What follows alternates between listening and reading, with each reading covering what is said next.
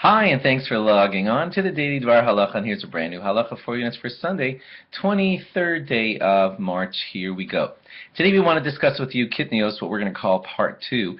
We already explained to you in our Friday Halacha that Ashkenazic Jews will not eat things like corn, or rice, or mustard seed, or any of the things that fall under that category of the kind of legumes that were deemed to be too similar in process to, they could be mixed up. In other words, rice, corn, mashed together could be mixed up with like corn bread, could be considered bread, and if we allowed people to eat corn products on Pesach, they could confuse that and end up eating bread. And we also told you, and I'm just going to quickly review, we had told you that some held that when dealing with corn type of products or rice type of products, you could inadvertently have a grain of wheat in there, and that could also lead to problems. For that reason, Ashkenazic Jews don't eat kitniyos on Pesach. That was a fast review of our last halacha, but here's where it gets really interesting. You know, today's food processes are so complex and so amazing and so chemical that they've now learned to take the starches of corn.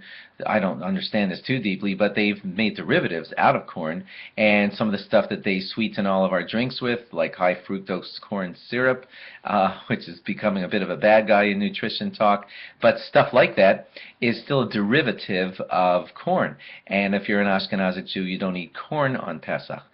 So that became a brand new confusion in our modern world of high-level processing. Some people would have thought to allow that. High fructose corn syrup, after all, is just a derivative of corn, but it's not really the corn itself. And to cut right to the chase, the bottom line is that the most important bottom line is always look for a proper hechsher on your product, and then you'll know that experts have looked into it, and they'll know for you, an Ashkenazic Jew, there's no trace of any of the kitniyos type of derivatives of kitniyos that you shouldn't be eating. In short, in other words, look for a good hashgacha on your product, and then you'll know. Don't expect to be able to read it on your own and figure it out, because there are things like locust bean gum and millions of things that are made out of derivatives that come from things like kitniyos, and they're kitniyos that have changed. And so you can't be an expert, neither can I, to know when it is or isn't permitted. So in short, I'm telling you, read the hechsher very carefully, make sure that it's a reputable hechsher,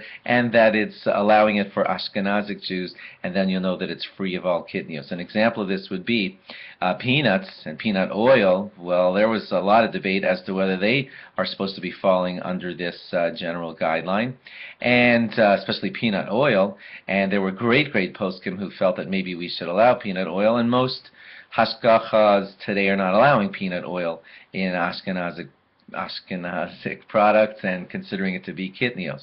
So be very careful about not just relying on reading ingredients on your own. You're never going to fully understand whether this kind of sweetener was made from a derivative of kitniyos or not. You're just going to need a full-fledged hashgacha that is for an Ashkenazic Jew that says this is proper for kosher for Pesach.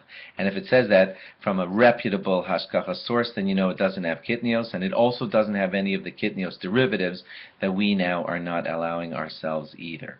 But don't just assume on your own that it's peanut oil. I heard something on a daily dvar halacha, I think I can get peanut oil. But be very careful about that, because the answer is probably no, and you want a good proper hashgacha on all your Pesach products. Thanks for logging on. Log on again tomorrow for more. Bye-bye.